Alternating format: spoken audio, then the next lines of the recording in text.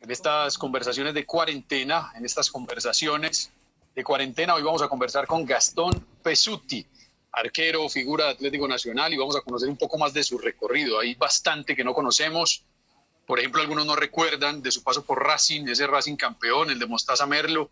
En fin, vamos a conocer un poco más de este hombre, de este jugador que decidió quedarse a vivir en Medellín, que ya es un paisa más, y hoy vamos a conocer un poco más. Gastón, buenos días, ¿cómo estás?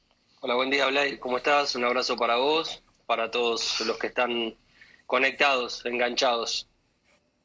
Gastón, ¿cómo lo has pasado en el confinamiento, en el aislamiento? ¿Cómo te ha perjudicado bastante o descanso? No, a ver, ni una cosa ni la otra. La verdad que a todos creo que nos perjudicó en cierta manera, ¿no? Nos cortó la rutina habitual de trabajo, obviamente la posibilidad de una entrada económica. Pero bueno, como siempre digo, o tuve la oportunidad de decir cada vez que tuve este acercamiento con algún periodista o con la gente en este tipo de charlas que ahora se acostumbran, me siento un afortunado por estar con mi familia, bajo techo, en mi casa y con un plato de comida, que ya eso para estos momentos es mucho.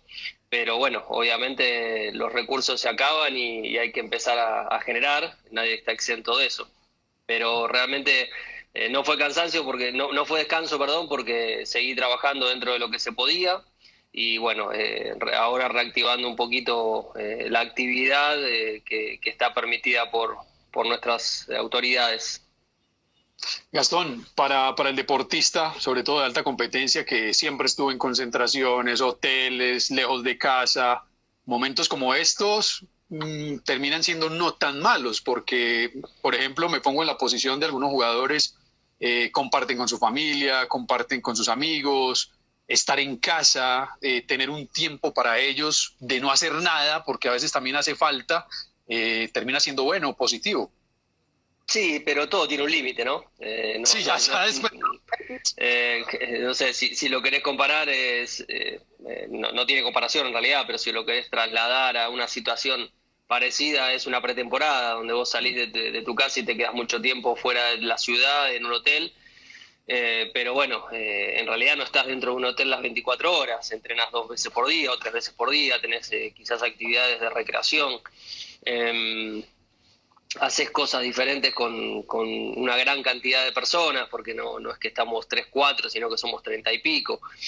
Pero bueno, siempre para el deportista que está en actividad es bueno estos momentos para disfrutar un poquito más con la familia, pero como te digo, hace falta la actividad, hace falta correr, patear una pelota, en el caso del futbolista, ¿no? En el caso del maratonista, salir a las calles a correr o correr en una pista. Son cosas, cuando uno le apasiona hacer algo, no hay encierro o actividad que pueda saciar las ganas de hacer lo que uno realmente le gusta. Gastón, ¿en qué parte de Argentina creciste? ¿Cómo fue esos primeros años de El Niño Gastón? Bueno, crecí y viví toda mi infancia, adolescencia y bueno, sigo en Capital, más allá de que mi pasado futbolístico estuvo en la provincia de Buenos Aires, en Avellaneda, en mis inicios o gran parte de mi carrera, pero siempre viví en Capital Federal, en el barrio de Caballito, Belgrano, Paternal, siempre polulábamos por esos lugares. Y el juego, el niño en la calle, montaba bicicleta, había club cerca. Ahorita nos profundizamos un poco en el concepto de club, que es tan distinto al de acá, pero ¿cómo eran esos primeros años? ¿Ya le gustaba el fútbol? Pues, todos argentinos muy futboleros, pero de pronto algunos no con la práctica. ¿Vos sí? Sí, desde chiquito. Vengo una casa donde se respira, se vive fútbol. Mi abuelo, mi viejo. Y desde que tengo un recuerdo, mi primer juguete o el juguete principal era una pelota, un balón. Más allá de la bicicleta, eran otros tiempos, se jugaba mucho más en la calle, ¿no? En donde armábamos la cancha en el asfalto, en la calle, con unas piedras, y juguemos. con lo que había, se armaban canchas de tenis, lo que sea. Antes se hacía todo en la calle. Vivía trepado en los techos de la cuadra de mi casa, con el grupo de amigos. Una vida muy, muy barrial, muy de antes, ¿no? Ahora es impensado eso. Ahora te ven en un techo de una casa y te bajan de un tiro. Pero no, vivía en la calle, obviamente estudiando. Fueron muy estrictos en mi casa con el tema del estudio. También eran otros tiempos, no se estudiaba doble jornada. Había muy pocos colegios bilingües, si bien aprendí inglés, pero dentro de lo que era el turno mañana o el turno tarde. Y bueno, una infancia muy, la verdad que muy feliz, sin necesidades, gracias a mis viejos, que trabajaron toda su vida y nos dieron lo que estaba al alcance a mi hermana y a mí. ¿Cuándo empezás ese acercamiento en una escuela de fútbol, en un club? ¿Cómo empezás ya? Bueno, voy a empezar a practicar esto de manera periódica y ya no solamente en la calle. Mirá, que yo recuerdo a los 6 7 años. Digo 6 7 porque a veces uno pierde la noción, pero creo que fue a los 6 años. Si bien, como te digo, mi viejo era partícipe o directivo de un club de barrio, que era el Club La Paternal, y siempre era ir a comer los viernes o los sábados a la noche y jugar en la canchita del club mientras que las familias se juntaban a comer. Ya después, a los 6 años, empecé a ir al Club Villarreal, en donde empecé a hacer todo el proceso de lo que se llamaba o se llama baby fútbol, que es el fútbol sala, que prácticamente va de los 6 7 años hasta los 12 o 13, depende cada una de las categorías. Y eso es fútbol 5. Fútbol 5 en pista, en cemento, prácticamente, en baldosa. Y ya después, a los 13 años, empecé con las pruebas en los clubes de cancha de 11, en donde fui, bueno, a Argentinos Juniors, a Vélez, y terminé decidiendo por Racing Club. ¿Siempre arquero o siempre desde el arco o alguna vez probaste en otra posición? Empecé jugando de win izquierdo, de lo que hoy se conoce como extremo. Me gustaba, bueno, siempre digo lo mismo, en ese momento se usaba mucho los wins y bueno, en Racing hubo uno que a mí me gustaba mucho, que era Walter Fernández, zurdo, muy potente, y bueno, se me dio por querer simular lo que él hacía, y bueno, pero no duré mucho. Yo creo que duré media temporada, que ya después empezaron a probarme en el arco. En realidad, en una fiesta muy casual del club me metí en el arco y bueno, la talla me ayudaba. Y bueno, ya una vez que me vieron ahí, ya nunca más me dejaron ponerme la 11. Siempre que, bueno, voy de 11, no, al arco. Te mandaban al arco, sí, como te digo, era quizás de los más altos, con 6 7 años, era de los más altos del equipo. Y bueno, ahí ya quedé, no me quisieron dejar más. Vamos a ahondar un poquito en ese concepto de club, que aquí es diferente. En Argentina tuve la oportunidad de estar en el 2017, terminando el curso de ADFA, y recorrí bastante Buenos Aires, estuve incluso en La Plata, pasé a Uruguay, y conocimos el concepto de club en profundidad, y la verdad uno no se quiere ir, porque en cada barrio hay un club a sus capacidades, y incluso hay lugares donde hay varios, pero el concepto de club es el edificio donde van los papás a jugar cartas, a comer, a gimnasia, natación, los que tienen piscina, y mientras tanto los hijos están en otras clases, entonces en tenis, los que pueden, en fútbol, todos tienen fútbol, por no hablar de generalizar, pero sí la mayoría tienen fútbol. Y entonces eso también crea una condición especial, porque yo soy hincha de ese club donde crecí. Por ejemplo, aquí sería el club en Belén, el club en Robledo, el club en Castilla, el club en El Poblado, y no todo el mundo sería hincha de Nacional y Medellín solamente. Obviamente hay una mayoría que son de los clubes profesionales, pero la gente es muy arraigada por los clubes de los barrios, entonces sí. Van a un partido de un equipo pequeño y la cancha está llena siempre, también por ese concepto que aquí no existe. Sí, es muy diferente. Concepto, sí. Sí, es muy diferente, como vos lo acabas de decir. cada barrio tiene su club y es el que acoge a todos los vecinos, como vos bien dijiste, a los grandes jugando cartas o jugando damas o ajedrez, a los jubilados haciendo clases recreativas, y a los chicos el punto de encuentro para el fútbol, con la excusa del fútbol. Y se da algo muy curioso, que eso va pasando de generación en generación. Lo que recién te contaba de mi viejo, por ejemplo, el Club La Paternal. Yo no jugué al baby fútbol en el Club La Paternal, jugué en un club más lejano, porque me servía más en cuanto a cercanía al Club La Paternal.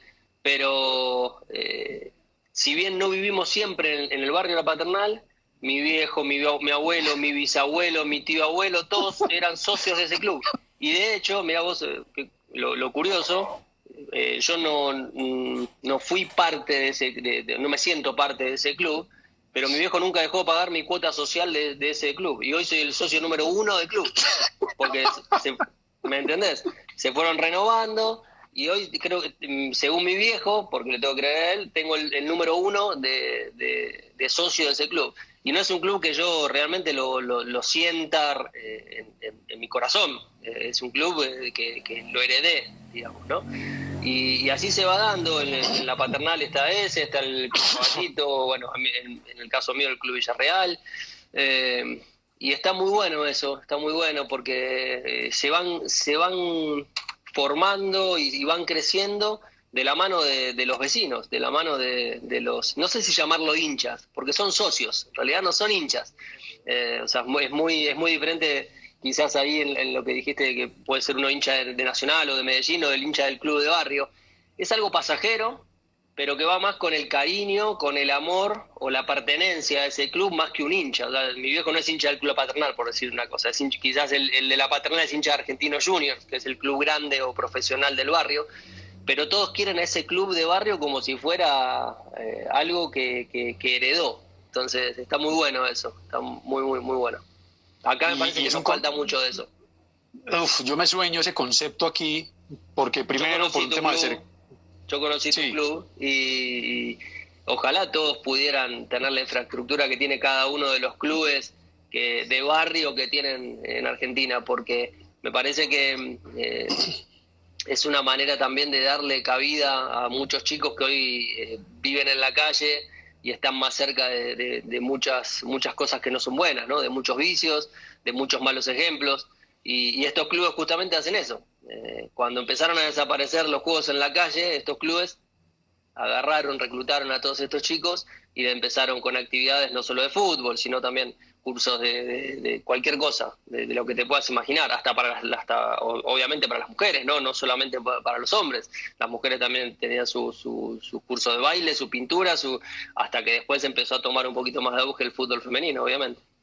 No, yo me sueño ese concepto de club aquí, que en todos los barrios tengamos un edificio, un lugar donde se pueda ir a entrenar, donde la gente en el día tenga actividades, pues porque no es solamente en la tarde el fútbol, sino también en la mañana lo que mencionaste, los jubilados, las señoras, femenino, en fin. Porque el buffet, el buffet, el restaurante, o sea, era, no te digo 24 horas de funcionamiento, pero los clubes de barrio se abren todavía a las 8 o 9 de la mañana y cierran a las 12 de la noche, porque la gente se queda a comer o pide comida a sus casas, y es el punto de encuentro de la gente del barrio. Y además termina siendo un lugar de transformación social, porque entonces la gente trabaja como cocinero, trabaja como canchero, ayudan a pintar, vamos a reunir los vecinos una jornada y vamos a poner un techo.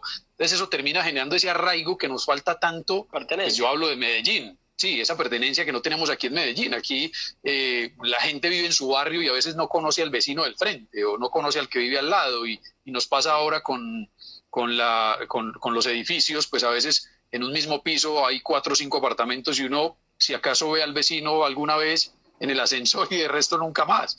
Totalmente. Sí, uno entonces, no está más recluido. Esa pertenencia tendría que buscarse y esa sería una manera. Yo me quedé muy, muy contento con ese concepto, que la verdad no lo tenía. Es ver por qué son tan futboleros, por qué son tan arraigados. Claro, empezás a ver en estos barrios, sobre todo donde hay tanta necesidad, y en el club te dieron de comer, en el club te enseñaron a jugar, en el club te ayudaron a tu viejo cuando se quedó sin trabajo, entonces venga, trabaje aquí.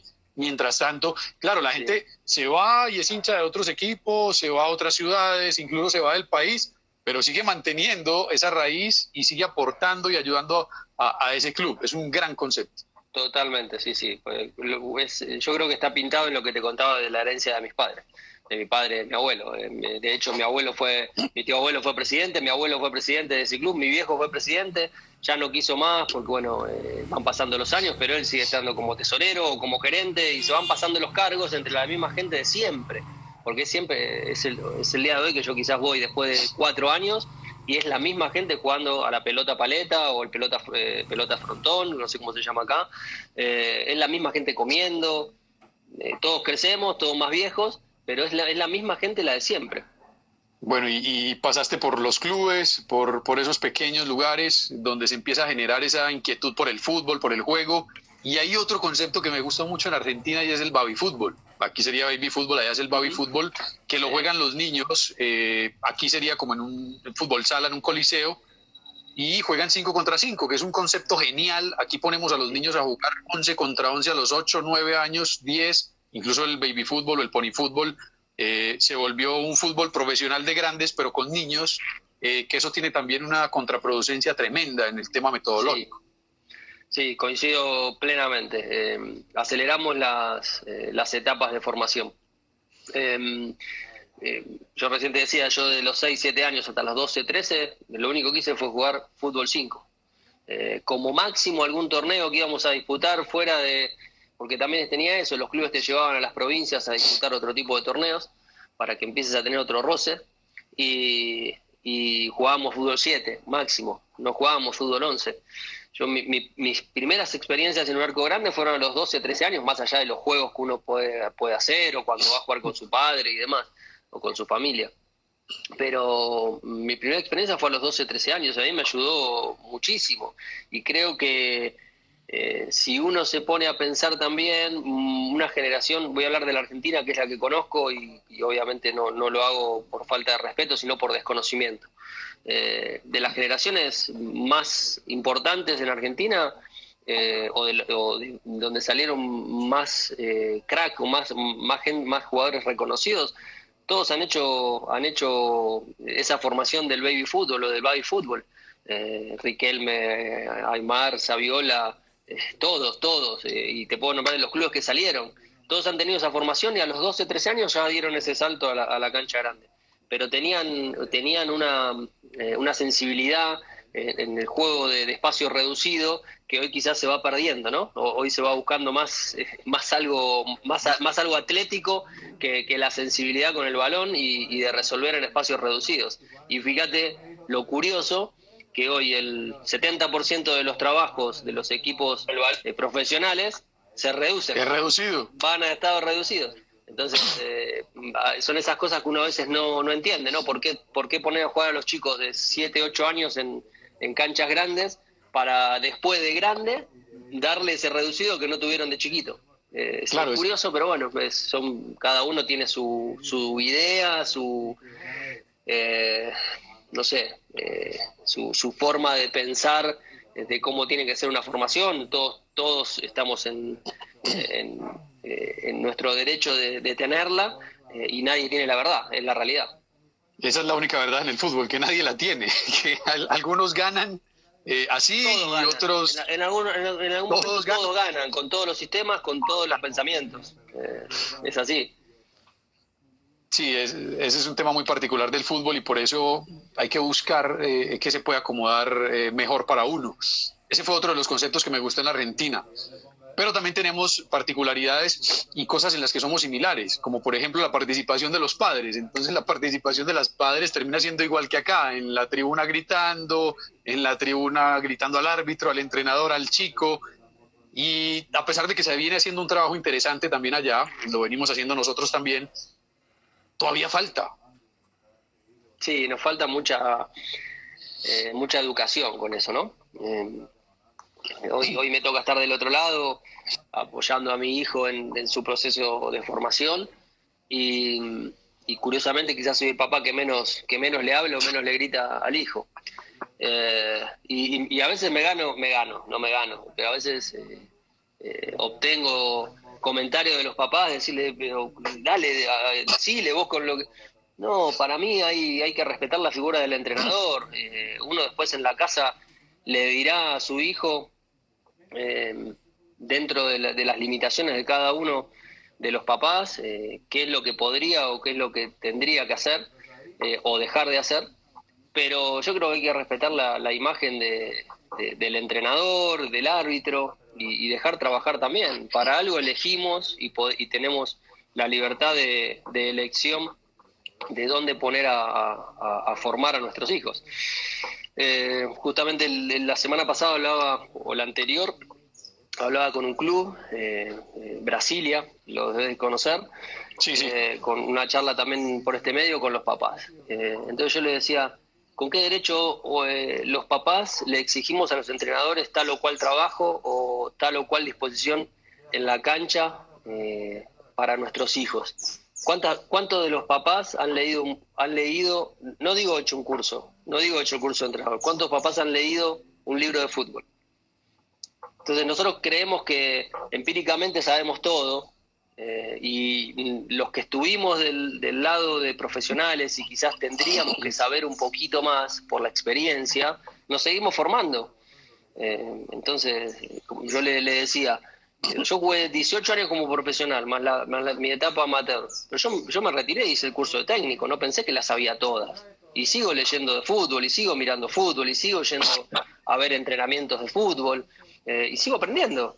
Es la realidad. Entonces, ¿por qué el entrenador, si uno se pone en la piel de él, tiene que aguantar esas situaciones? Pero creo que es un tema de respeto, y como digo, es la única o de las únicas profesiones en el mundo de que todos saben más del que la está haciendo. Y todos opinan sin quizás haber estado del otro lado, pero bueno, es parte de esto, ¿no? Y hay que aprender, cuando uno está del lado que estuve yo, hay que aprender a convivir con eso, hay que aprender a callar, y otras veces no. Hay que aprender a discutir en el buen sentido, ¿no? Y dando argumentos. Y mencionaste el tema de la capacitación. Es muy importante que el entrenador se capacite, se forme, lea, comparta conceptos con otros. A veces creemos que estamos desarrollando la vacuna del coronavirus, entonces no se la mostramos a nadie. Y estamos entrenando fútbol, y lo puede hacer cualquiera. Ya hablamos ahorita de que todo el mundo sabe y todo el mundo conoce, y el que tenga una pelota y un lugar, pues va a poder entrenar fútbol en base a lo que conoce. Pero es muy importante que el entrenador se capacite, se forme, aprenda, converse con el otro, con el del otro equipo, porque ahí es donde dignificamos la profesión y empezamos a callar todas esas voces de afuera. Cuando la gente se da cuenta que hay conocimiento, pues bueno, el profe lo hace, por algo lo está haciendo, vamos a respetarle la decisión, y también hacer ese trabajo con los papás afuera. Venga, conversemos, léase por lo menos el reglamento, que es lo que le digo tanto a los papás en las reuniones con nosotros. Antes de hablar, por lo menos sepamos qué vamos a jugar, qué va a jugar nuestros chicos, léase al menos el reglamento. Totalmente, pero bueno, como seres humanos somos pasionales. Pasionales y digamos que nos dejamos llevar a veces por los ejemplos, y muchas veces por los malos ejemplos, ¿no? Porque como vos decís, hay que capacitarse siempre. Hay que, si quiero hacer algo, tengo que estar inquieto para saber un poquito más día a día de eso. Entonces yo justamente le decía el otro día, digo, si tenemos ejemplos como, no sé, voy a nombrar dos de los que conozco, el profe Rueda, Reinaldo y el profe Osorio, que han dirigido mundiales y siguen yendo a capacitarse. Nosotros, ¿qué nos queda todo el resto? ¿Entendés? Entonces, es un tema complicado, que, como te digo, a veces no queremos ver los ejemplos y agarramos los malos ejemplos. Pero bueno, los papás son así, somos pasionales, queremos siempre lo mejor para nuestros hijos, pero a veces pensando que es lo mejor, no lo es, y le estamos poniendo palos en la rueda, ¿no? No dejamos que tengan esa etapa normal de aprendizaje, de formación. Y bueno, y como en el caso mío, te vuelvo a decir, he tenido charlas a veces con los profesores, pero desde la parte didáctica, o sea, che, profe, mirá, me parece que podría hacer esto, podría hacer lo otro, o a veces te preguntan, pero uno trata de darle argumentos del por qué, ¿no? O sea, no contestarle de manera pasional, justamente. Gastón, luego de ese paso por juvenil, por aprender, por ese baby fútbol, ¿cuándo te llega ese acercamiento al debut profesional? ¿Qué estabas haciendo? ¿Dónde estabas? En Racing hago todas mis inferiores en Racing. Eh, mm, Después de llegado del Mundial de Qatar, del Sub-20 del año 95, ahí logro que me hagan profesional por contrato. Y si bien ya estaba entrenando con el plantel profesional, hacía un tiempo largo, logro que ya por papeles sea profesional, bajo contrato, y empezar Sí. a sentir que podía vivir de esto, ¿no? Podía apostar a una vida del fútbol. Y esto fue en el año 95 y tuve que esperar hasta el 97 para debutar. Si bien ya había ido al banco de primera en el año 92, también lo había hecho 95, 96. En el 97 tuve que esperar, recién ahí me llegó la hora de que me elijan para debutar. Y bueno, fue la verdad que muy, muy bonito y obviamente una responsabilidad inmensa. ¿Cómo te llevan a ese mundial a un chico que no había debutado, que estaba en el club, pero que se lo llevan a un mundial y que se terminan ganando ese mundial? Ahorita llegamos un poco más profundo a ese mundial, pero ¿cómo te llevan allá sin ni siquiera de pronto haber debutado? ¿Te estaban mirando? ¿Ya habías tenido convocatorias? No, en realidad fui el único preseleccionado, el último preseleccionado de toda la camada. Esto fue para octubre del 94. Y sí, eran como hablábamos desde el inicio, eran otros tiempos. Te iban a ver los sábados a la mañana o los domingos a la mañana a jugar en divisiones inferiores. No había herramientas tecnológicas de las cuales uno podía enterarse de todos los jugadores al mismo tiempo, entonces tenías que hacer una veeduría visual y o presencial, no más que visual. Y bueno, me llegó la oportunidad de todo ese grupo del Sub-20. Justamente en estos días cumplimos 25 años de ese logro y nos juntamos por Zoom, prácticamente todos, el cuerpo técnico y jugadores, y solamente 4 jugadores habían debutado en primera, con 19, 20 años. El resto no habíamos debutado en primera. O sea, eran otros tiempos. Hoy pensar que quizás un equipo que va a la juvenil no debuta es raro. Antes era muy común, muy común. Y curiosamente, después de eso, los clubes empezaron a mirar un poco, después de obtener eso, los clubes empezaron a mirar un poquito más a las divisiones menores, y para el otro mundial ya era un 50% ya había debutado, el otro no. Nosotros el 10% habían debutado, ni el 10%.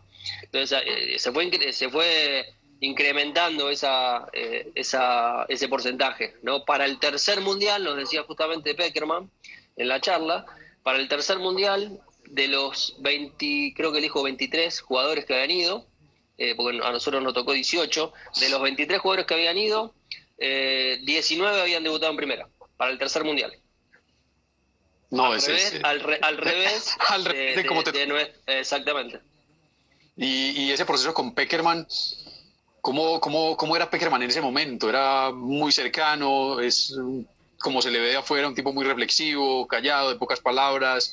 Esa camada muy buena con Sorín, estuviste, Federico Domínguez, Román, era una camada de talentosos y él fue a verlos uno por uno, porque en ese entonces no había tantas posibilidades como mencionaste de comunicación y había que ir a verlo. Sí, él tenía un cuerpo técnico de 4 o 5 personas, no más, en realidad 4 personas. Hugo Tocali, que era su ayudante y entrenador de arqueros al mismo tiempo, y 2 preparadores físicos. Y confiaba mucho en un kinesiólogo que lamentablemente falleció, Raúl Lamas, que también iba a ver los partidos. Un hombre de fútbol. Y bueno, se arreglaban así, iban ellos presencialmente, no había otro, ellos tenían era una prueba de fuego para ellos porque no eran, salvo Hugo Tocali, que había hecho una carrera como futbolista y fue reconocido.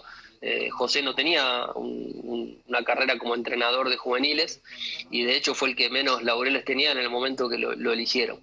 Pero José era muy cercano, las palabras justas, quizás el que tenía más cercanía era Hugo y el profe de Salorio, pero José un docente, un maestro para nosotros, en donde no solo pasaba por el aprendizaje de lo futbolístico, de lo táctico, de la información solo dentro del campo de juego, sino de cómo vivir fuera. Y creo que si vos revisás no solo esa generación, sino las posteriores, muchos han hecho una carrera excelente, fuera de todos o sea, lejos de los problemas del fútbol, o sea, que no corresponden al fútbol. Y eso es mérito exclusivo de todo ese cuerpo técnico porque ellos se pusieron la premisa no solo de jugar bien al fútbol, sino de representar bien a un país. Y eso era con buenas actitudes dentro de la cancha, fuera de ella, con estudiar, con tener la obligación de estudiar, y lo logró porque de hecho en esos 2 primeros mundiales de él, donde los gana, no solo gana la Copa del Mundo, sino también gana el premio al Fair Play. La clasificación. Gastón, después de ese mundial, que bueno, ganarle un mundial a Brasil para un argentino en cualquier categoría era una locura. Contame un poquito cómo lo vivieron en ese momento. Sí, nosotros habíamos perdido la final en el Sudamericano con Brasil, habíamos llegado también a la final y nos quedó una espina clavada. Cuando sabemos del grupo que nos toca en Qatar, era un grupo de los más complicados. Y bueno, lo sorteamos, clasificamos como segundos y bueno, empezamos a tomar dimensión como equipo. Como te digo, había buenos jugadores, pero ninguno sobresalía de manera individual, o sea, no dependíamos de un jugador. Éramos un equipo muy fuerte. Y bueno, con el correr de los partidos, bueno, hasta en el recorrido hasta la final se nos pone en el camino España, que era era el gran candidato junto con Brasil. Era España, Portugal y Brasil eran los grandes candidatos. Y bueno, nos hicimos fuerte, le ganamos a España 3-0 y ahí ya nos teníamos a Brasil servido para la final, pero el favorito era Brasil. La realidad es que el favorito era Brasil, todos estaban esperando que Brasil gane ese mundial y bueno, como esa rivalidad eterna que tenemos con el país vecino, fue muy, muy bonito haberlo ganado. Nosotros siempre le ponemos ese condimento, el presidente de la FIFA brasilero, presente en el lugar. O sea, bueno, son cosas que a uno le quedaron muy, muy marcados y creo que fue el primer gran triunfo de lo que fue mi carrera. Y mi último triunfo como amateur, en realidad, porque después de eso ya empezaron. Sí, y lo vivimos de esa manera, que eso también estuvo muy bueno, ¿no? Porque uno habla ahora de Solín, como decir, le decía recién, de Fede Domínguez, de Biagini, de Caño y Bagaza, que uno dice, bueno, Atlético Madrid, PSG, Barcelona, Español de Barcelona, River, muchos de estos jugadores, Sebastián Pena, pero en ese momento éramos todos amateurs y lo vivimos y crecimos de esa manera. Y después de ese mundial se cotizan y ya vienen a negociar en otras condiciones, pasas a ser profesional ya con contrato y se acerca el momento del debut. No fue inmediato, pero se acerca el momento del debut. Hincha de Racing, tu familia de cercana a Racing, y estar en ese club del que uno es hincha tiene un plus. Sí, claro. Para mí el debut fue el debut soñado. Porque era un hincha debutando como jugador de fútbol. Si bien ya me había sacado el traje de hincha hace un tiempo, porque es necesario sacártelo, si no te juega en contra dentro de la cancha, uno no deja de perder el sentimiento. pero sí tiene que dejar de reaccionar como hincha ante determinadas situaciones dentro de la cancha. Y la verdad que fue un debut soñado, porque aparte, aparte de lo propio, ver a mi familia después de tanto esfuerzo en la tribuna y lo que ellos sentían en ese momento, ¿no? De no solo ver a su hijo debutando, sino debutando en el cuadro donde uno es hincha, donde uno es socio, donde soñó toda su vida, porque aparte veía la proyección de mi viejo, que no pudo llegar a ser profesional. Entonces es como que era un sueño cumplido para ellos también. Entonces es una mezcla de sensaciones muy bonita, y obviamente no me voy a olvidar nunca más de ese día. Desde que me dijeron hasta que terminé el partido no me lo olvido nunca más en mi vida. ¿Pero te lo anunciaron antes o te lo anunciaron antes del partido? ¿Cuándo te lo anunciaron? ¿Jueves, viernes? Bueno, el domingo vamos con tal. ¿Cuándo te lo anunciaron? No, me lo avisaron 2 días antes. Coco Basile, que era el técnico, un fenómeno. Sí, un fenómeno. El mejor técnico que tuve en mi carrera, porque un tipazo. Espectacular, leal, frontal, como pocos en el fútbol. Me llamó, me acuerdo, me llamó, me mandó a llamar por un colaborador al vestuario de él, al camerino. Me acuerdo que entré y lo estaban masajeando. Y sí, justamente en estos días recordaba, yo sigo en contacto con el hijo, con él a veces, y porque es muy cercano a mi padre también. Y en estos días recordaba, entré y me miró, me dijo, ¿cómo está? Bien, ¿Cómo Coco. está, Gastón? Sí. Le digo, ¿qué pasó, Coco? ¿Qué hice? Le dije. Me acuerdo que le dije, ¿qué hice? No, nada, me dice. Va a debutar, creo que fue un viernes, no, un miércoles. Va a debutar el miércoles. ¿Tiene miedo? No, le digo. ¿Seguro? ¿Se la aguanta? Sí, le dije. Bueno, va a jugar el miércoles titular. Y ahí yo la verdad que me sorprendí porque estaba Nacho González, un gran arquero que tuvo Racing, un arquero de selección, un arquero que yo también me encantaba verlo, me proyectaba en él. Y bueno, nada, llegó el miércoles y me acuerdo que el miedo que tuve desde el hotel hasta el vestuario, hasta el vestuario. O sea, es el peor momento. Uno piensa de todo. Uno trata de ser positivo, pero va con miedo, va con susto.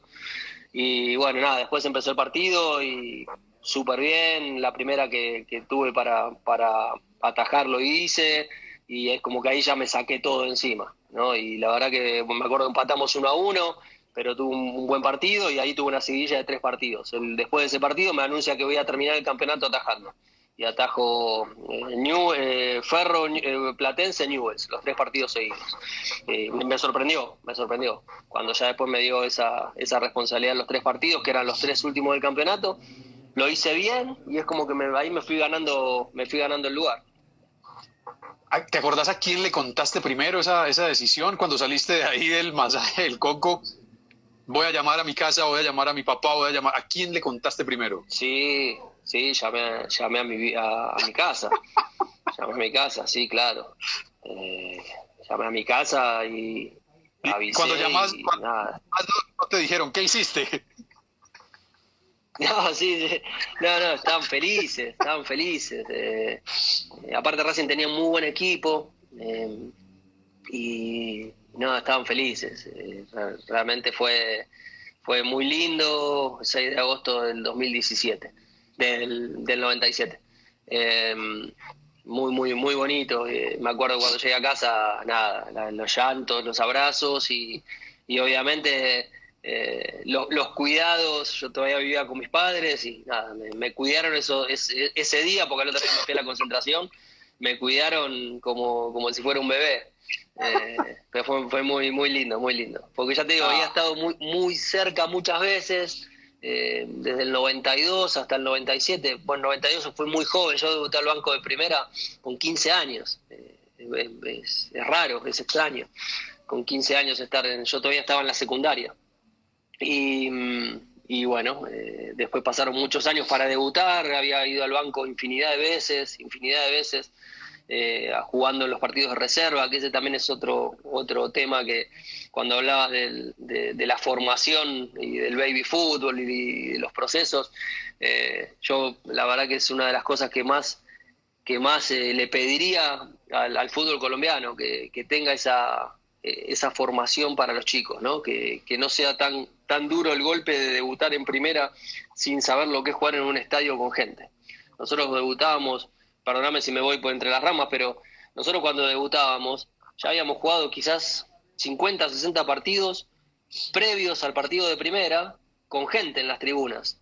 Y quizás ibas a jugar un clásico en la reserva con Independiente, con River, con Boca, con San Lorenzo, y vos jugabas, no te digo los 90 minutos con gente, pero 60 minutos la jugabas con el estadio al 80%, y ya te puteaban, y ya te alababan, y ya te aplaudían. Entonces cuando vas a jugar a primera, el choque es menor, ¿entendés? O sea, los nervios son muchos más, obviamente, pero ya no estás desacostumbrado a que te griten, al murmullo, a la duda, a los aplausos, a que coreen tu nombre. O sea, y está buenísimo eso. Yo veo, siempre lo dije, las posibilidades las veces que estuve hablando con dirigentes, mismo en Nacional, creo que es algo que le falta al fútbol colombiano, ¿no? Darle esa... Aquí sí, hubo en algún momento, pero lo acabaron. Yo, por lo menos desde que yo lo conozco, que fue en el 2009 que yo llegué acá, o sea, hace 11 años nunca lo hubo. No, y más atrás, debe pasar por encima de 20 años que se acabó el torneo de reservas y se perdió también. Ahí hablábamos ahora de la identidad. La gente puede empezar a conocer a los que vienen en el camino, porque ahora debuta un chico en Nacional y la gente no lo conoce, no sabe quién es. Totalmente. Y por eso no tiene paciencia. La gente cree que un muchacho de 17, 18 años que debuta en el equipo tiene que jugar como profesional de una vez y romperla, y a veces no, a veces todavía está en un proceso madurativo, y si usted lo ve en el torneo de reservas, usted dice, ve, este negro es bueno, este flaco es bueno, este peludo, y lo vas conociendo. Ya después cuando te debuta en el equipo profesional, pues se te hace más cercano y le vas a tener un poco más de paciencia. Totalmente de acuerdo, y creo que es algo que le falta. Vos mencionaste a Nacional, pero no es Nacional, son todos. Sí, claro. El nivel de competitividad o de competencia que tienen muchos equipos en Colombia es escaso para lo que, o muy diferente a lo que después se van a encontrar en la profesional.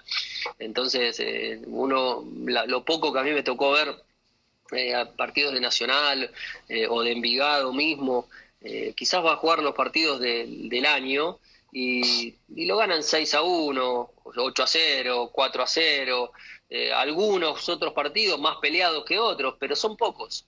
Entonces, la competencia no es así. Cuando vos después vas a un plantel profesional, te matan a patadas, los partidos de entrenamiento son muy parejos entre titulares y suplentes, entre comillas, y cuando juegas el campeonato, ni hablar. Entonces, creo que es una falencia que tenemos nosotros, el fútbol colombiano. El fútbol colombiano es una falencia que tiene, y bueno, lamentablemente la infraestructura y todo lo que rodea al fútbol no es acorde para que tampoco podamos exigir mucho más.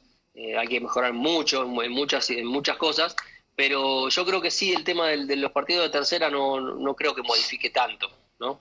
Aunque sea de local. Gastón, un poquito del paso por Chile y el paso por España, porque ya empezaste a salir del país, la primera salida a Chile, también fuiste arquero récord allá, clasificando con un equipo que no hasta ese momento no había pasado. ¿Cómo fue ese paso por Chile y después por España? Chile fue lo mejor que me pasó, no voy a decir en mi carrera, pero en ese momento.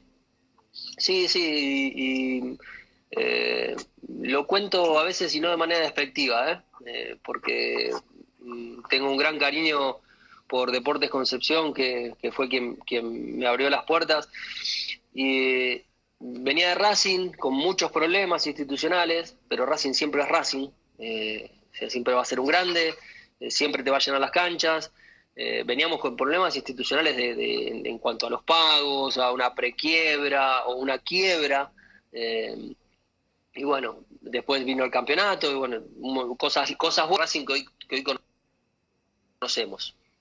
Te perdí. Blade, te perdí. Hola, hola, hola. Se estaba cortando un poquito. Se estaba cortando un poco ahí. ¿Ahí me escuchás? Sí, se estaba cortando un poco. Estabas hablando lo de que Racing vivió por unas etapas difíciles y por eso te fuiste a Chile.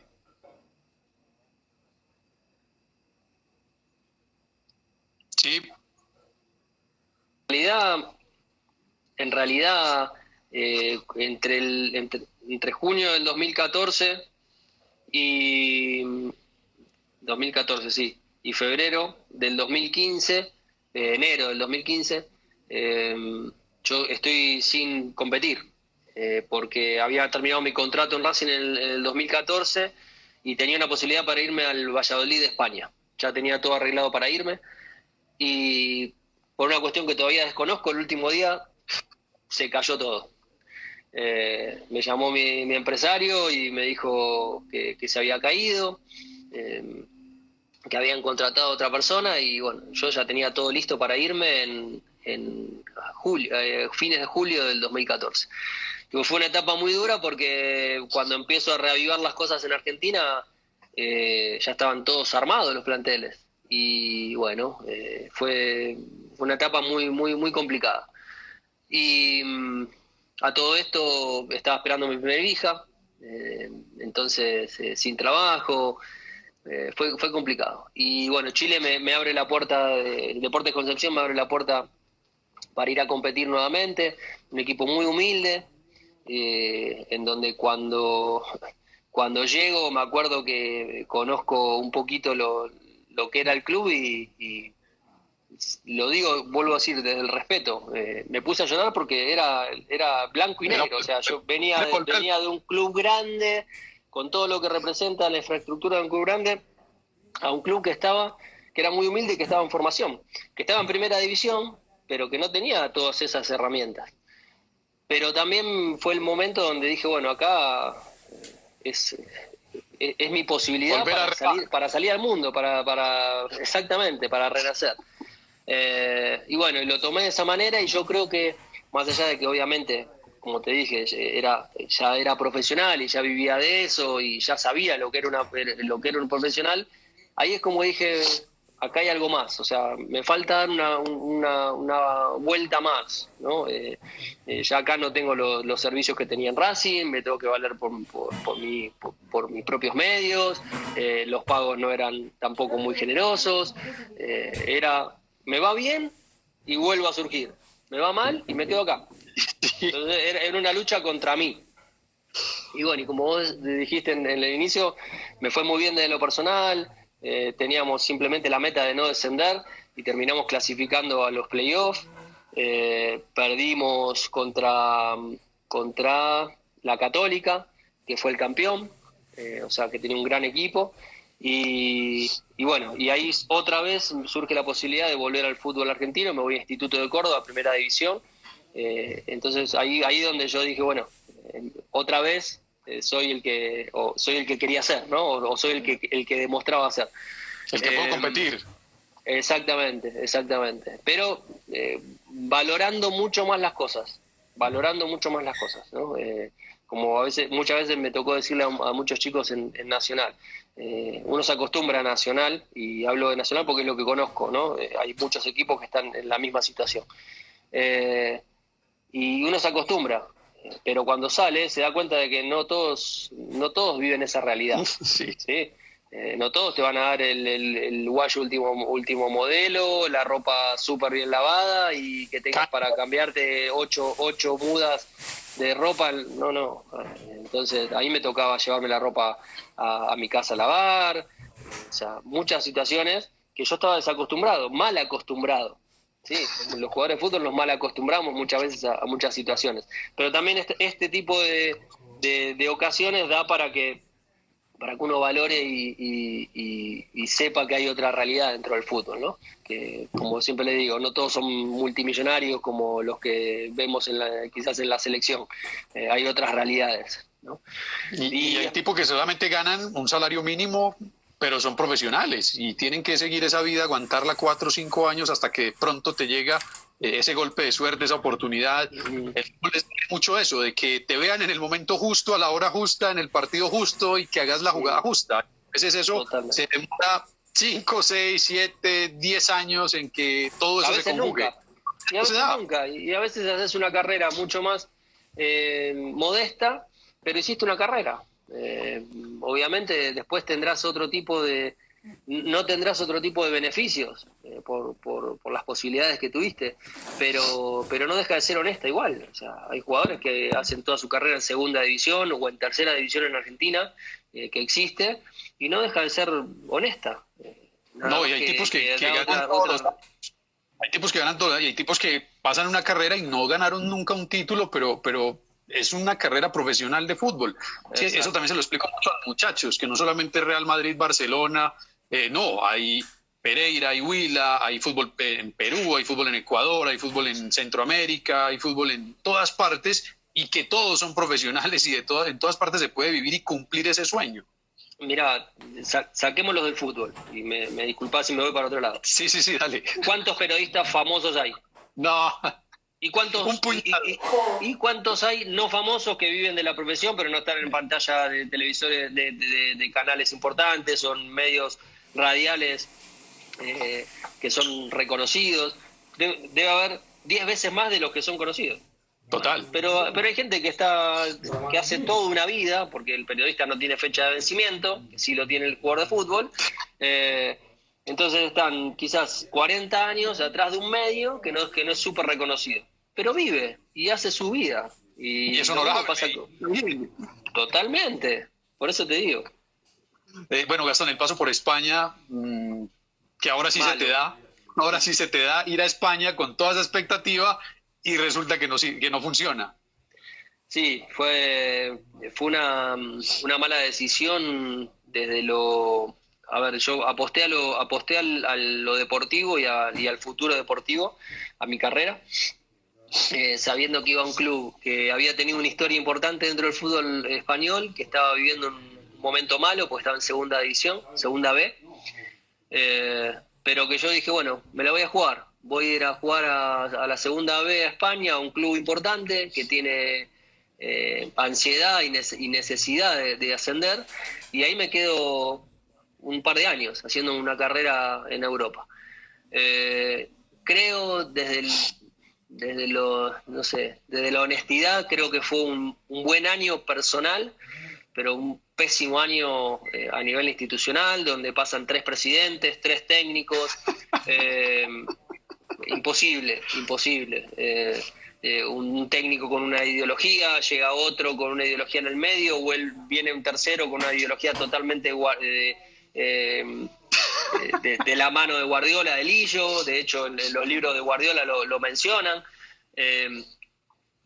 Y fue muy malo. La verdad que fue una desilusión grande, porque al año me tocó volverme con una mano atrás, una adelante. Pensé que me iba a quedar en España en otro club, pero todas estas falencias que tuvo el equipo hicieron que uno tampoco pueda sobresalir, y la verdad que fue una muy buena experiencia desde lo personal. Me fui con mi familia, bárbaro vivir en Europa, otras costumbres, pero desde lo deportivo fue muy malo. Volvés y ahora sí te toca. Sí, a segunda división. Me toca jugar en segunda división en el Atlético Rafaela. También creo que hice un muy buen año, atajando 33 partidos sobre 37, 36. Bueno, nos quedamos a un punto de clasificar a los playoffs o al reducido para el ascenso, pero hizo un buen campeonato, y bueno, ahí donde otra vez vuelvo a primera división, a Gimnasia de Grima de Jujuy. Fíjate que lo de España te decía que fue bueno de lo personal. Yo con una lesión, un desgarro que tuve en el recto, así todo, de los 38 partidos de la temporada, fue 32. O sea que no fue malo. Si hubiese jugado mal, lo hubiese jugado 15. Y con 3 técnicos y 3 presidentes y los 3... Exacto. Entonces, pero bueno, digamos que a partir de Chile, volviendo un poco para atrás, a partir de Chile empecé a tener esa continuidad que no había tenido en mis años anteriores en Racing, que había sido muy descontinuo las presencias, ¿no? Había estado por el 7, 8, 9 partidos jugando, otra vez al banco, y así volvía a 3 y volvía al banco. Desde Chile hacia adelante empecé a disfrutar o a sentir lo que era ser arquero titular de un equipo. Y te ven y se da la llegada después otra vez a Racing, otra vez el hincha, y llegas y te toca vivir una de las Racing, cosas más grandes en Racing, que fue quedar campeón. no, pero eso fue antes. Eso fue antes de Chile. No, sí, pero quería meterme al campeonato del 2001 después de 35 años. Ah, sí, pero por eso Sasa. digo, eso fue antes de Chile. Sí, sí. Chile en el 2005, dentro de las cosas malas que le pasó a Racing o que tuve que vivir en Racing, que te decía a nivel institucional, fue de las alegrías o de los desahogos más lindos, ¿no? En el 2001, en enero del 2001, agarra una empresa, gerencian a Racing, que vos sabés que, como antes contabas, allá son todos clubes sociales y deportivos, ¿no? Sin ánimo de lucro. Acá lo agarró una empresa para salvarlo de la quiebra. Y ahí fue donde llegó Blanco y Azul, ¿o cómo se llamaba la empresa de ese entonces? Blanquiceleste. ¿Llegó ahí Víctor Blanco, me parece, o llegó después? No, Víctor llega mucho después. Este era un señor Fernando Marín. Pero era la misma institución, Blanquiazul. No, nada que ver. No. Sí. Blanquiceleste llegó, era un grupo de empresarios, un hincha de Racing, que estaba muy ligado al medio televisivo y radial, a los medios del espectáculo, y bueno, y ahí empiezan a inyectar un poquito más de capital y empiezan a reordenar el equipo. Y bueno, eso fue entrar en enero del 2001, ese primer semestre fue complicado, ya con Mostaza Merlo. Ese primer semestre fue complicado porque teníamos que sumar para no entrar en promoción de descenso. Nos salvamos y en el segundo semestre logramos el campeonato. Muy rápido todo. Esa empresa se queda en el club hasta el 2003, si no me equivoco, que ahí ya sale este señor Marín, queda el segundo de él y ahí empieza otra vez Racing para ir abajo hasta que entra Víctor Blanco en una lista de directivos y empiezan a reorganizar nuevamente Racing. Yo me acuerdo mucho de ese Racing porque en esa época yo estaba viendo fútbol, terminando el colegio, empezando a ver fútbol y veíamos mucho fútbol argentino, nos llegaba incluso más que el de acá. Y entonces veíamos ese fútbol para todos, veíamos a Marcelo Araujo, a Macaya Márquez, y empieza ese Racing. Fútbol de primera. Empieza fútbol de primera por la noche. Y empieza uno a ver ese fútbol de niño y aparece que uno seguía también donde estaban los colombianos, entonces llegó Vivero, llegó Bedoya, también veíamos a Boca, a River, donde estaban muchos colombianos desde ese entonces, y empezamos a ver ese River y a conocer ese Racing y esa historia de los 35 años, de que no pasaba, de que no se le daba, y empieza ese torneo peleando primero por no descender, en el segundo semestre empieza más a competir. Pero todo fue muy sufrido en esa historia de Racing. Partidos épicos, ese 4-4, me acuerdo mucho, con Chicago, el 1-1 con River, el gol de Bedoya. ¿Cómo viviste esa etapa? Que fue un año tremendo. La verdad que muy, muy bonita. El primer semestre tuve participación en el torneo. En el segundo semestre menos. Empiezo el primer partido del campeonato del que conseguimos, lo atajo yo. Traen a Gustavo Campagnolo, que venía de ser campeón en San Lorenzo. No, él venía de México, si no me equivoco. No, del Valencia, pero había sido campeón en San Lorenzo y bueno, con mucha más trayectoria que yo. Y empieza el segundo partido de él y hace un campeonato bárbaro. Pero como vos decís, Racing está asociado con la palabra sufrimiento, siempre. Gastón, vamos a cortar y retomamos otra vez antes de que se corte por Instagram y terminamos la historia de Racing y nos metemos también un poquito en la Atlético Nacional. Es colgar y volver a arrancar. Dale, perfecto.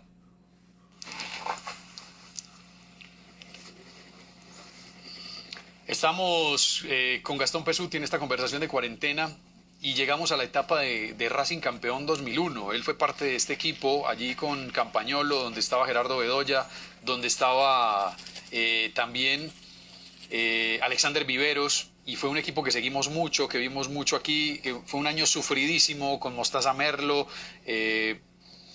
un torneo muy tinte de épica, y me hizo acordar bastante a ese Leicester de hace unos años con Ranieri. Esa es un poquito la comparación que hacía de ese Leicester de Ranieri, que se volvió a hacer épico, se empezó a hacer épico esa campaña de Racing, porque entonces ya cada fecha se seguía era Racing, lo que pasara con Racing, y se empezó a transmitir más desde lo televisivo a Racing, y empezó a tomar ese protagonismo un tipo como Mostaza Merlo, que es un tipo particular, caulero, desde su manera de hablar, y se empezó a armar esa competencia con River, y nos estaba contando Gastón cómo lo vivió desde adentro de esa época, que fue tremenda. Sí, te decía, fue muy bonita porque como hincha también quería quedar en la historia de Racing, ¿no? O sea, no como hincha, sino como jugador, quería tener la doble. Y fue muy sentido, se conformó un plantel en el segundo con una muy buena base de lo que había pasado en el primer semestre, y ya con la aparición de un Diego Milito, de un Polaco Bastía, bueno, de muchos jugadores, Javier Lux, muchos jugadores que veníamos Úbeda, Esteves, claro, tremendo. A lo que me refiero, que bueno, Chanchi, estos chicos que te menciono, veníamos de las divisiones menores, o sea, nos conocíamos desde los 12, sí, 13, 14 años, y habíamos pasado por toda esa etapa mala, y habían quedado Úbeda, no muchos más, quedábamos de la etapa nefasta de Racing, de que lo que te contaba de la quiebra, que llegó un grupo de jugadores muy importante en el año 95. En el año 99-2000 se van muchos, y de los sobrevivientes creo que fue Claudio Úbeda. No, realmente si se me pasa uno me disculpo. Después eran chicos de las inferiores y chicos y jugadores que iban llegando de otros clubes. En el segundo semestre del 2001 llegan, bueno, como te decía, Gustavo Campagnolo, Gustavo Barros Esqueloto, el Flaco Lueshbor, chicos que habían hecho muy buenos campeonatos en sus clubes, y venían a un club grande, quizás algunos, sacando el caso de Gustavo, de Campagnolo, que venía de San Lorenzo, un club grande, y Barros Esqueloto, que venía de Boca, muchos otros no estaban en clubes grandes. Y nada, la verdad que se forjó un grupo de hombres, de guerreros. Quizás no éramos los más vistosos a nivel futbolístico, no éramos el City o el Barcelona de Guardiola, pero sí era un equipo que se les hacía difícil a los demás competir y ganarle, ¿no? Vos por lo menos sabías que el que se llevaba un triunfo le iba a costar mucho.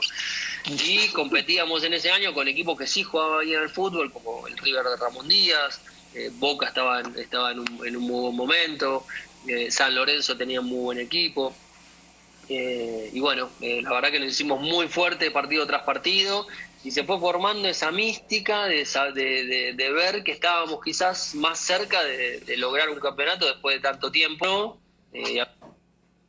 A veces la gente quizás no entiende esto, pero si uno si bien no depende de las estadísticas, cuando está rondando que después que pasaron 35 años sin salir campeón, siempre llega, vos decís, bueno, ¿cuándo va a llegar el momento en que todo este castillo que estamos formando se va a caer? Viene la ola y te lo rompe. Pero bueno, lo que digo, se armó un gran grupo de trabajo, y bueno, pudimos sacar adelante en la última fecha, porque ni siquiera llegamos a la última fecha con puntos de ventaja, como diciendo, bueno, ya llego relajado y ya soy campeonante. No. Nosotros llegamos a la última fecha con Vélez y necesitábamos mínimo el empate para salir campeón, o en su defecto perder y que River no gane, creo que jugaba en Rosario, sí, y ganó, Rosario, 4-1. Sí, Rosario. Ganó como 4-1. Ganó en Rosario, y nosotros empatamos, y bueno, cortando clavos hasta lo último, pero logramos, y aparte, ¿no? cosa que uno se va acordando mientras que va hablando. Porque yo doy doy muy rápido la página vuelta y no me quedo con esos recuerdos, pero en un año donde Argentina era hablando mal y pronto, un quilombo. O sea, terrible. Se tuvo que ir un presidente, se escapó de la Casa de Gobierno, con 2 presidentes en 48 horas, porque asumió un interino. Esa final se tenía que haber jugado el 21 de diciembre. Y se jugó el 27, ya acabándose el año. 27. Nosotros pasamos el 24 de la noche de Navidad en nuestras casas, el 25 estábamos en el hotel, concentramos hasta el 27. Y era un caos, Argentina era un caos. Nosotros no sabíamos si íbamos a cobrar, habían devaluado, pero todas esas cosas de los 35 años, del estallido social, hizo que la gente que no era de Racing se hiciera apoyar a Racing. Quisiera que Racing fuera campeón, y lo sentíamos así en cada uno de nuestros días.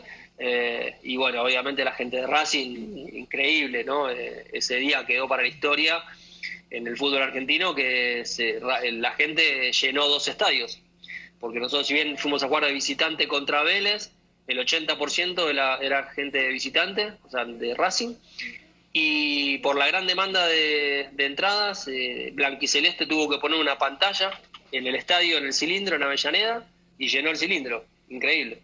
Sí, se llenaron 2 estadios y sí, también fue ese momento histórico en Argentina, en lo social, en lo político, en lo económico, y venía ese Racing arrastrando todo eso, pero era una cosa tremenda, casi que no se juega el partido, peleando contra otro grande, se hablaba ya de arbitrajes, de que iban a favorecer a River, en fin, hubo una cantidad de cosas y tomaba cada vez más aliento, y lo que mencionó usted ahorita, yo creo que salvo la gente de River, todo el resto de Argentina decía, bueno, total, ya que gane Racing, que gane Mostaza, que ganen estos muchachos que llevan tanto tiempo remándola. Sacando a la gente de River y la Independiente, el resto querían todos que salga campeón Racing. Era así. Y no, fue algo muy bonito, realmente fue un desahogo muy, muy, muy lindo, y un premio que me dio la vida y el fútbol por todo lo que habíamos vivido previamente. Y me dio mucho pesar, y hoy todavía sigo teniendo contacto con muchos de esos muchachos y futbolistas que vivieron la época mala de Racing, y que sé que hicieron muchos esfuerzos para que Racing salga adelante y no pudieron estar en ese plantel, que solo quedó Úbeda quizás, pero muchos otros se tuvieron que ir buscando otro horizonte u otros objetivos, porque Racing no daba para más, y entre ellos el Chelo Delgado, por ejemplo, que después se fue a Boca y ganó todo. Muchos chicos que Tete Quirós, un volante 5, volante central que yo quise mucho, quiero mucho, es un gran amigo, y dejó muchas cosas de su vida y perdió muchas cosas desde lo personal por poner a Racing por delante, y no tuvo quizás esa premiación, ¿no? de tener un campeonato, y yo sí lo tuve, esa posibilidad, fue un desahogo muy, muy bonito. ¿Cómo es un tipo como Mostaza, que también es como ese personaje, de esos personajes icónicos que ha tenido el fútbol argentino, ahorita con el Coco, te han tocado personajes que han marcado la historia del fútbol, de Peckerman, el Coco, te tocó después esa última etapa con Mostaza, y esa frase de vamos paso por paso, y ahora sí vamos a salir campeones, y después al final del día lo toreaban siempre con eso, hasta que digo, ahora sí vamos a salir campeones. Sí, la verdad que tuve suerte con las personas que me tocaron dentro del fútbol, porque yo creo que técnicos, bueno, después van los gustos, ¿no? Para decir que buenos técnicos o malos técnicos, yo no digo que hay buenos técnicos o malos técnicos, hay los que te gustan y los que no te gustan, nada más. Pero si están ahí es por algo. Mostaza y Coco, unas personalidades muy parecidas, muy similares, de hecho son hermanos de la vida, ellos se mantienen juntos, fueron técnicos y asistentes en la selección nacional de Argentina, y muy, muy sencillos, muy frontales, muy de estar al lado del jugador. Ellos fueron jugadores en clubes muy importantes, saben lo que es la vida de un jugador. Eh, y Mostaza un personaje muy cabulero, muy de trabajar desde lo básico. Él quería siempre un equipo bien parado. Nosotros, si bien ese equipo jugaba con línea de 5, teóricamente, ¿no? Era un equipo defensivo, pero teníamos laterales como Bedoya y como Vitali, que eran más volante extremo que en su posición típica de laterales. Entonces no era una línea de 5 como tal, sino que era una línea de 3 centrales y un volante que se quedaba. Pero más allá de que él siempre pregonaba quedar bien parados, siempre él apuntaba al arco rival. Siempre al arco rival, siempre un equipo protagonista, desde el juego y desde la actitud, de las dos cosas, que eso también cuenta, ¿no? Y Coco quizás diferente, Coco más ofensivo. Quizás él tenía su premisa, era más ofensivo. De hecho, él muchas veces lo dijo, yo tuve muchas veces que dejar defensores fuera de la selección nacional o de mis equipos porque tenía demasiados buenos jugadores y bueno, yo jugaba a que los buenos jugadores me resuelvan, ¿no? Hoy el fútbol cambió mucho, Blake. Cambió mucho de qué aspecto, de que hoy se estudia mucho más, quizás se habla con términos más bonitos, intentamos endulzar un poco más a la gente, pero el fútbol siempre va a ser el mismo, ¿no? Con otros condimentos y con otros pensamientos, pero la verdad que técnicos que me han enseñado mucho, lo mismo de José, lo que te contaba antes, el tema de cómo vivir como un profesional, cómo vivir fuera de la cancha, Santiago Escobar en Nacional. La verdad que tuve mucha suerte en cuanto a los técnicos que tuve, el profe Osorio, su método de entrenamiento, un tipo totalmente diferenciador a lo que yo tuve en toda mi carrera. Lastimosamente lo tuve poco tiempo en Nacional, pero aprendí mucho en ese tiempo y quizás me abrió la cabeza desde otro aspecto, ¿no? Desde cómo plantear otras situaciones dentro del campo de juego. La verdad que tuve mucha suerte. Y metámonos ahora a esa parte de Nacional. ¿Cuándo te enteras que vas a Nacional? ¿Qué te dijeron? ¿Otra vez a salir del país? ¿Otra vez afuera? ¿A Nacional? Bueno, ¿por qué te vas a Colombia? Quédate acá. ¿Cómo fue esa situación en ese momento? No, bueno, estaba en Gimnasia de Grima de Jujuy. Un año complicado, estábamos peleando el descenso también.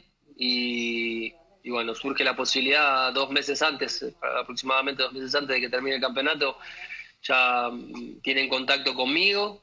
Yo tenía la cabeza solamente metida ahí, delegué un poquito eso y bueno, cuando ya empezamos a ver de que el equipo no tenía mucha chance de salvación, ahí empecé a averiguar un poquito más cómo estaba la situación. Averigüé un poquito cómo estaba el club, cómo estaba la ciudad, por sobre todas las cosas, porque no llegaba mucha información de lo que era el fútbol colombiano del día a día y tampoco de cómo estaba el presente de la ciudad. Y bueno, después de las averiguaciones que hice con gente, entre ellos Mostaza, empecé a tomar la decisión con mi señora y con mi familia de tomar de tomar esta posibilidad muy seriamente y montar nuevos objetivos. Porque Mostaza vino aquí, fue subcampeón con Nacional. Yo estaba pequeño, no me tocó, pero sí averigüé bastante sobre el tema. ¿Qué te dijo Mostaza? Anda tranquilo. No, mirá, Mostaza... dijo, no, es duro. Yo había tenido la posibilidad de venir a Colombia en el 2002 y Mostaza era técnico nuestro. Y él en su momento me recomendó que no vaya. Yo lo conté varias veces, soltero, o sea, me venía sin familia y me recomendó por ciertas situaciones que no venga. Y él había estado en el 99, o sea, hacía muy poquito que había estado.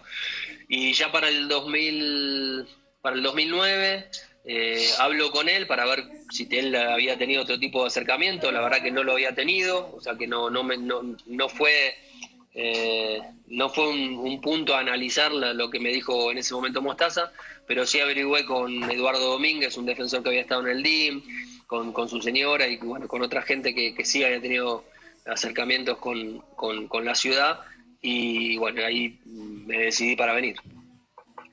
Y llega esa etapa que no fue tampoco buena desde el principio, el equipo no ganaba, el equipo no estaba, es que siempre te ha tocado remarla, siempre te ha tocado remarla en todas partes, y en Nacional no fue la excepción. Primero hubo que remarla antes de que pasara algo, y ese algo pasó. Sí, sí, llegué en un momento donde quizás el club, bueno, habían salido anteúltimos del campeonato anterior, se le estaba exigiendo al equipo y quizás no tenía una muy buena base como para pensar en un campeonato. Y bueno, cuando uno llega afuera, extranjero, siempre tiene que marcar la diferencia. Llegamos Magiolo y yo. Creo que arranqué bastante bien, después me caí, yo sabía que me iba a pasar eso, estaba seguro que me iba a pasar eso, venía muy saturado mental y físicamente, después de un año de pelea del descenso, sin hacer una pretemporada. Yo llegué a Medellín y creo que no pasaron 10 días y ya estaba atajando, ya estaba debutando, con un conocimiento muy, muy pobre para mis compañeros, de un lado y del otro, ¿no? Estamos hablando, porque ellos tampoco me conocían poco, me conocían mucho, y, y bueno, nos fuimos conociendo con el pasar de los entrenamientos y sobre todo de los partidos. Arranqué creo que de manera modesta, pero decente.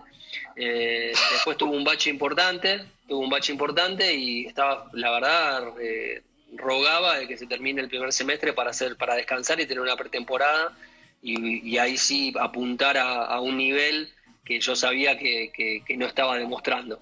Y bueno, creo que ya después del 2010 empezó otra historia en donde quizás generé otro tipo de impresión con la gente, no solo desde lo futbolístico, sino también desde la personalidad. Y bueno, después ya lo que todos saben. Y llegas a esa final que se va a penales, a esa final que se vuelve épica por lo que estaba pasando con el Huila. La gente, pues la gente podía pasar un poquito lo que pasaba con Racing en aquel momento, normalmente apoya al más débil, y se llega ese momento de los penales. ¿Y qué pasa con Gastón? Bueno, aquí atajo alguno, los tenías analizados, lo tenías calculado, eh, lo trabajaste en la semana, se fue dando. Veníamos trabajando hacía mucho rato con ejecutar penales en los entrenamientos y no ejecutarlos de manera relajada, sino que, pues generalmente, para más o menos que la gente entienda, cuando uno se pone a patear penales siempre tiene uno al lado del que va a patear, los demás muy cercanos, siempre No, con un... ¿Cómo? no es tan serio. No, exactamente. Pasa más por un juego que por algo serio. Y ya Santiago Escobar había tomado como referencia o como costumbre de practicar los penales, pero todos en la mitad de la cancha. O sea, todos en la mitad de la cancha, venían caminando hasta el punto de penal, acomodaban la pelota, o sea, que ese recorrido ya sea conocido por muchos. Y bueno, y ahí empezamos a practicarlo mucho. Siempre me fue bien con los penales, mismo hasta en España, con todo lo que te conté de lo malo que fue, en los 2 primeros partidos atajé dos penales. Y bueno, siempre me fue bien. Y es como que empecé a tomar mucha más confianza. Había atajado un par de penales a lo largo del tiempo desde que llegué a Nacional. Y bueno, ahí ya venía con la confianza de haber atajado en Cúcuta contra Cali también, en esa definición por penales. Y bueno, se fue dando. Ahora, en cuanto al análisis, te puedo asegurar que cero. Cero. Recién empezaba a entrar un poquito más el tema tecnológico en el fútbol colombiano, con el tema también de tener un internet o entrar a ver videos un poco más fluido. Pero nunca fui a estudiar el tema de los penales ni quiénes podían ser los posibles pateadores. Ya para el 2012 quizás tenía un poquito más de información, pero no, realmente para lo que fue la definición con Equidad no teníamos estudiado a nadie. Y uno esperaba que ese penal, ese último, fuera pateado fuerte. Y te lo Sí. tiró central. Sí, yo en realidad lo que pensé era que la iba a asegurar, ¿sí? Entonces traté de aguantarlo lo más que pude, pensando que él le iba a pegar fuerte al medio, porque tenía conciencia de que si él lo erraba, ya estaba acabado la definición.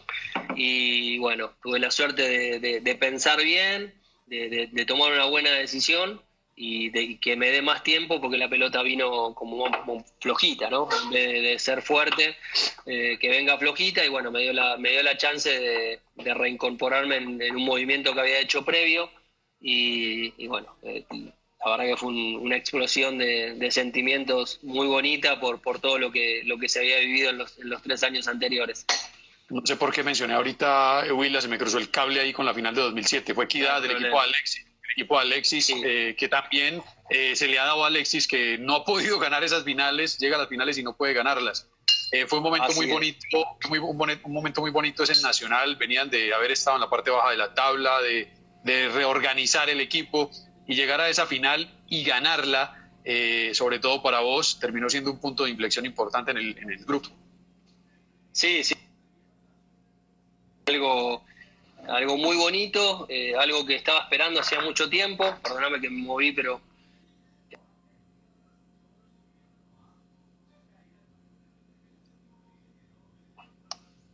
Hola, hola. Estamos en conversación con Gastón Pesuti, se estaba cortando un poquito ahí la señal.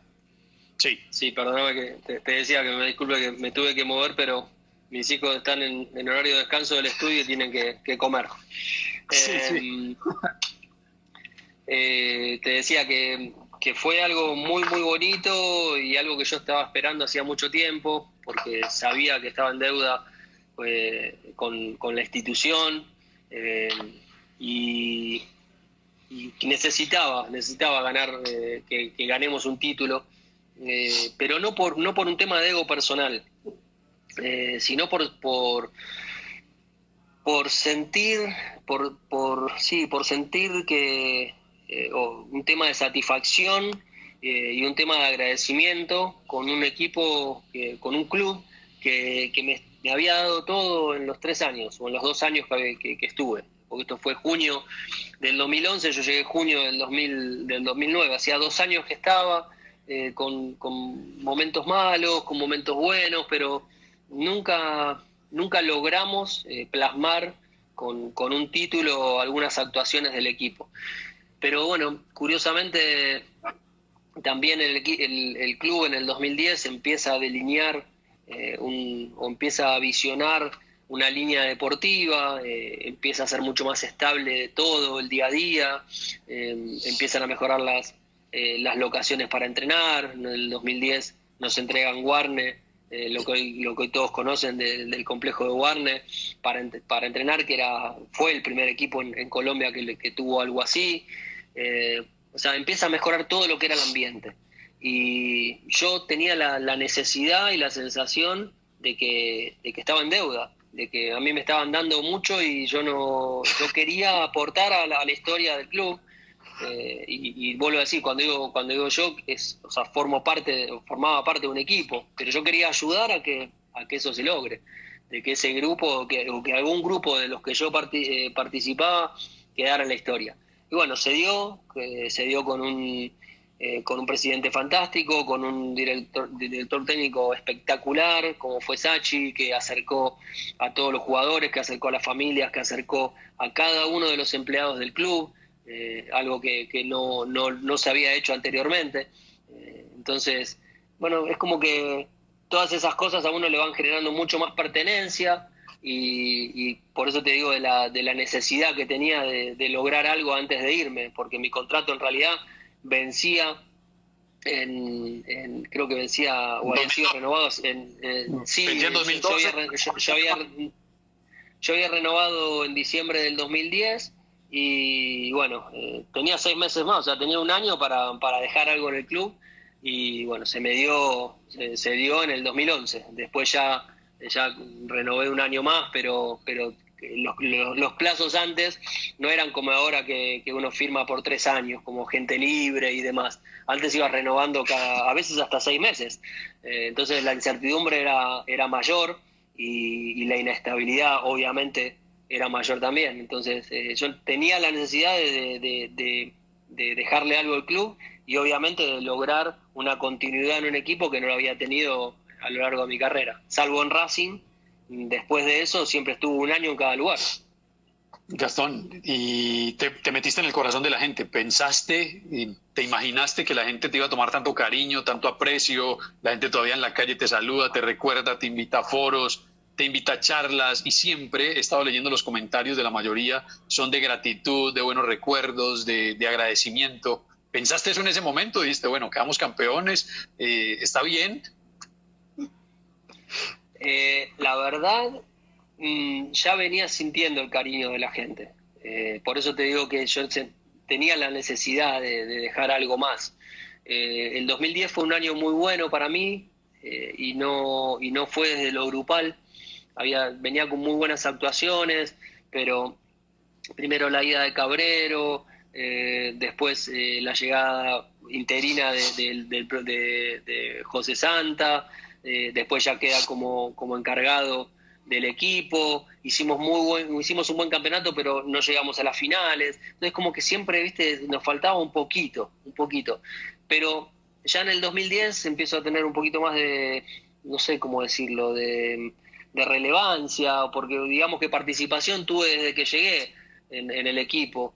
Siempre fui, no sé si, bueno, sí, fui titular, o siempre fui la prioridad para el técnico, hasta que en el 2010 José Santa creo que fue el primero que me da la posibilidad de ser capitán. Creo que ya me lo había dado Cabrero en alguna chance, pero José es el que me da la chance de ser titular partido tras partido. Y la gente era demasiado amable conmigo en la calle, en todos lados. Es como que si bien el equipo no ganábamos lo que ellos querían, uno expresaba dentro de la cancha lo que el hincha quería ver, que era el esfuerzo, las ganas de ganar, todas esas cosas. Y bueno, me fui metiendo un poquito en la piel del hincha. Ya en el 2011 fue la explosión, o sea, el título con la Equidad fue lo que terminó de determinar quizás mi importancia dentro del grupo y dentro de lo que es la historia de Nacional. Pero la verdad que siempre la gente fue demasiado. Obviamente se incrementó después de junio del 2011, pero también era una responsabilidad para mí, porque yo después de eso quería jugar la Copa Libertadores, quería hacerlo a un buen nivel. El segundo semestre del 2011 fue malo, a nivel resultado fue malo. Y hasta otro penal en esa Copa. El 2012 sí. Sí, hasta otro penal con Bel. Así es, sí, al Burrito Martínez. Y bueno, nada, después de ahí, la verdad que la relación con la gente siempre fue muy buena. No recuerdo haber tenido un problema con la gente, ni fuera ni dentro de un escenario deportivo, en la calle tampoco. Las veces que quizás tuve algún problema fue en la tribuna por defender a un compañero que lo estaban insultando. O sea, no tuve sinceramente problemas. No tuve situaciones desagradables, ni con los hinchas de Nacional ni con los hinchas de otro club, tengo que ser sincero también. La gente del Medellín siempre fue muy respetuosa conmigo. Gastón, te metiste incluso en ese llavero del arco de Atlético Nacional histórico. Entonces mencionan a Higuita, mencionan a David, Navarro, te mencionan a vos, Armani. Te metiste en ese llavero, y cómo es estar ahí en esa historia del club siempre que abren esa puerta de los arqueros. Un orgullo. La verdad que, a ver, siempre uno compite para ganar. Siempre. Yo quiero ganar a todo. A cualquier cosa de juego quiero ganar. Pero la verdad que nunca fue una meta mía ser reconocido, o como vos decís, utilizando tus palabras, estar en un llavero. para mí Nacional ha tenido muchos arqueros mucho más importantes que yo. Y el simple hecho de que te recuerden dentro de ese puñado, para mí es una satisfacción enorme, porque han pasado muchos arqueros o muchos jugadores extranjeros por la institución y a veces uno se va por la puerta de atrás o por la ventana. Entonces, para mí es una gran satisfacción, un agradecimiento eterno. Y también, quizás pensando ya hoy más grande, bueno, fruto de un esfuerzo grande que no solo en lo personal, sino en lo familiar. La verdad que siempre voy a estar agradecido con todos. Vuelvo a decir, creo que no estoy a la altura de muchos, o por lo menos no sé si no estoy, no vivo para eso, no vivo pensando en eso, ¿me entendés? A veces me preguntan, ¿qué se siente ser ídolo? No, yo no me siento ni ídolo ni nada, me siento querido por la gente y para mí eso ya es mucho. Y a veces te digo querido y respetado, que eso es doblemente satisfactorio, ¿me entendés? Porque uno a veces puede ser querido, pero no te respeta nadie. Y hoy yo me siento respetado por la gente, siento que conocen cómo es mi personalidad, lo bueno y lo malo, y bueno, me aceptan así, y eso ya es mucho. Después si cada uno pensará si estoy a la altura, si no estoy a la altura, si fui más, si fui menos, si fui ídolo, si no, a mí eso te juro, y no lo digo con falsa humildad ni modestia, a mí eso sinceramente me tiene sin cuidado. Yo sé que tengo una responsabilidad social y familiar de seguir siendo como fui y como soy. No más, no pasa por otro lado mi objetivo en la vida. Por aquí mencionan algunas de las personas que están conectadas, un poquito a Fabio La Gallina Calle, mencionan a René, mencionan a Armani, y te tocó vivir un poquito esa cercanía con René. René muy querido aquí, pues ídolo total, y a ver si puedes de pronto mencionar algo de eso que pregunta la gente, que cómo te fue con ellos, cómo la pasaste con ellos, aprendiste de ellos, cómo es estar cerca de René, que es un tipo desde que su sola presencia ya genera un impacto. Sí, bueno, contacto tuve con todos, obviamente con Franco, el por demás conocido. Fabio fue quien me recibió acá en Nacional, quien me empezó a enseñar cómo era Nacional, qué se necesitaba para el arco de Nacional. La Gallina es una persona, obviamente lo digo con el cariño, ¿no? La Gallina, porque todos lo conocen así. Sí, sí. Pero Fabio es una persona de muy pocas palabras, para afuera, pero siempre la alegría del grupo, siempre te hacía reír, siempre estaba ahí con una broma o bancándose una broma de los utileros, de Wilmar, de Gusa, y siempre con buena onda, siempre con buen humor, siempre abierto a escuchar si uno iba con una recomendación hacia un trabajo, y frontal y sincero. Si vos decías, che, Gallina, ¿qué me viste en esa situación? Y te decía lo malo y lo bueno. Mira, podías haber hecho, podías haber no hecho, podías haber hecho más. Siempre. Es una persona de la cual estoy muy agradecido, muy agradecido. Aprendí cosas nuevas y logramos convivir durante 3 años y medio, que no es poco, ¿no? En el día a día, los arqueros somos un grupo aparte a veces, o a veces no, en muchos momentos del entrenamiento, donde empezás el calentamiento y te vas con tu entrenador arquero y con el grupo de compañeros de posición, y quizás compartís menos con el grupo en los trabajos generales. Entonces, cuando hay una muy buena dinámica, el resultado se logra ver. Con René tuve menos participación en el plantel. Si la cabeza no me falla, él llega a tener unos días de entrenamiento con nosotros, con Santiago Escobar, que le permite estar con nosotros y con Fabio, pero no era del staff de los entrenamientos diarios. Ahí lo conocí personalmente, tanto a él como a Andrés, su hijo, que todavía creo que estaba con ganas de seguir atajando a Andrés.